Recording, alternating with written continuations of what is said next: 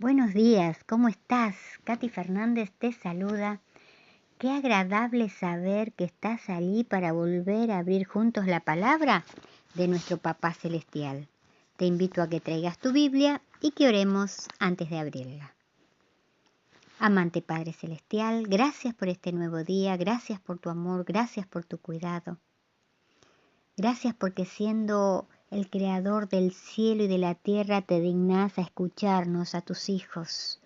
Gracias, Padre. Y en este nuevo día, Padre, volvemos a pedirte que estés al lado de cada uno de nuestros seres queridos con tus ángeles guardianes y al lado nuestro también. Y que nos ayudes con tu poder a ser como tú quieres que seamos. Muéstranos lo que querés que abandonemos, que nos aleja de ti. Y ayúdanos también a amar a los que nos rodean de la forma en que tú quieres que los amemos.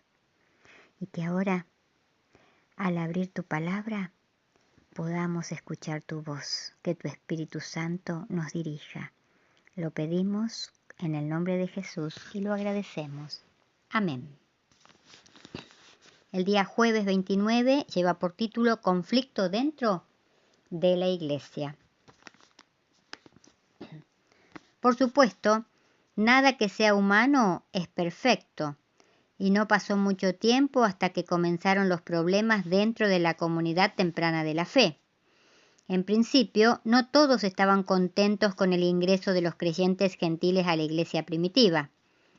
El desacuerdo no era por el concepto de una misión gentil, sino por el criterio sobre el que se debería permitir unirse a los gentiles. Algunos sentían que únicamente la fe en Jesús no era suficiente como la marca distintiva del cristiano. Sostenían que la fe debía complementarse con la circuncisión y la obediencia a la ley de Moisés. Afirmaban que para ser verdaderos cristianos los gentiles debían circuncidarse. La magnitud de la división entre judíos y gentiles en la experiencia de Pedro con Cornelio y la reacción posterior. Si queremos podemos leer Hechos 10:1 a 11:18.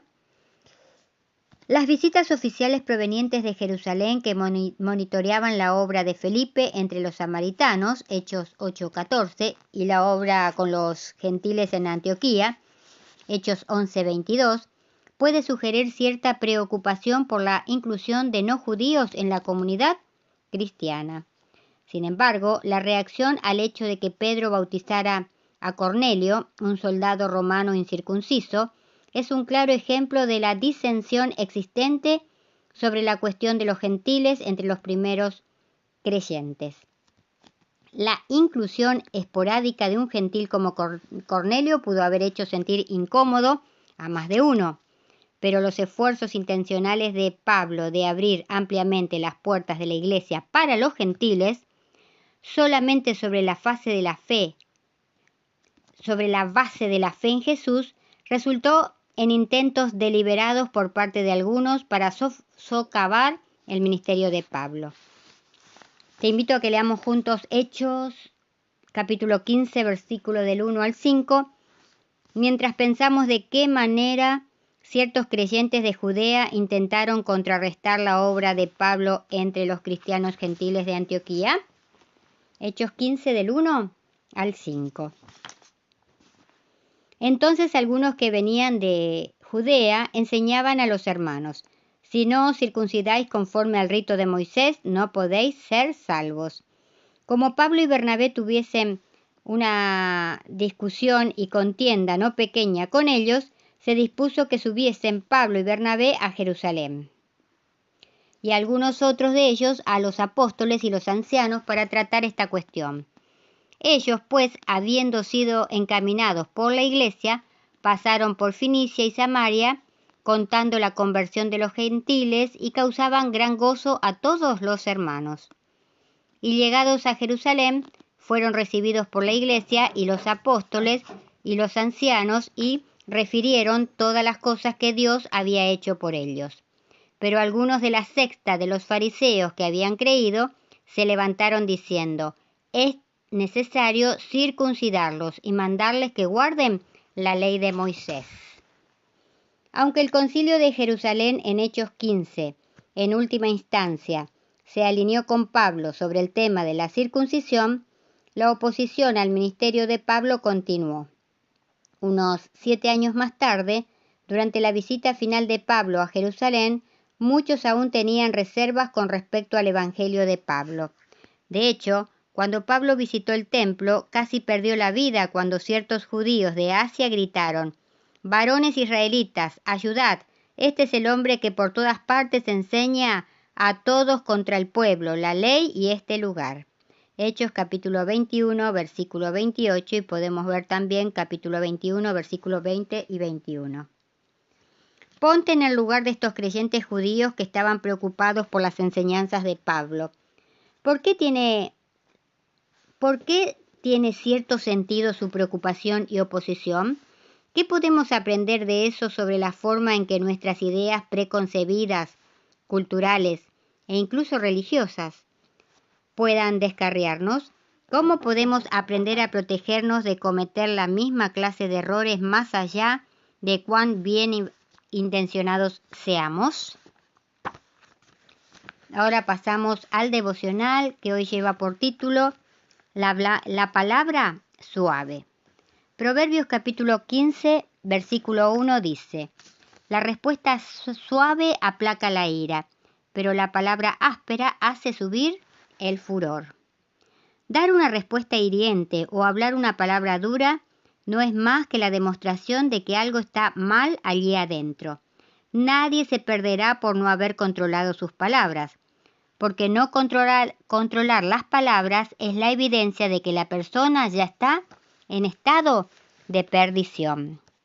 El consejo bíblico de hoy va más allá de las consecuencias sociales de nuestras palabras. Es preciso corregir lo que realmente está mal. ¿De qué sirve quedar en silencio ante una palabra airada si uno no deja de cerrar los labios con fuerzas y mirar con dureza?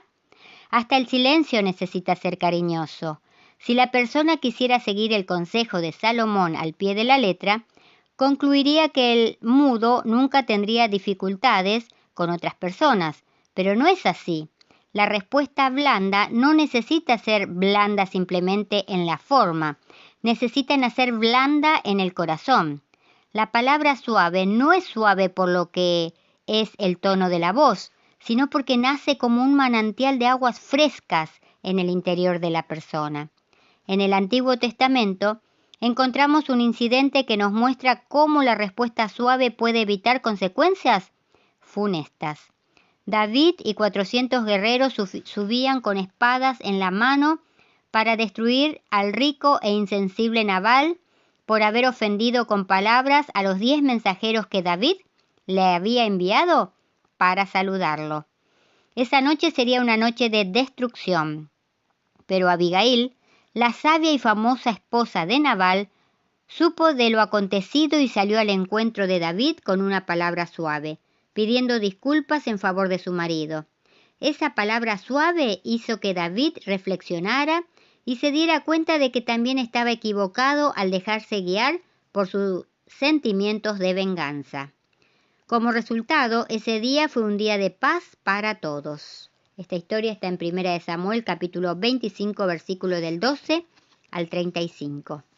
Si esperas ser cada día más semejante a Jesús, buscarás cada día su compañerismo, su gracia y su poder. Que en este nuevo día que tenemos por delante podamos deleitarnos en la contemplación del carácter de Jesús, que es manso y humilde de corazón. Y con alegría descubriremos que es natural dar una respuesta blanda y una palabra suave, incluso en medio de la tempestad. Y recordemos también que si nuestras palabras no ayudan, no confortan, no hacen bien o no alegran, que nuestro Dios vivo nos libre de pronunciarlas. Que la paz del Dios Creador te acompañe. Y nos vemos mañana, si Dios quiere. Y muchas gracias porque estás allí acompañándome.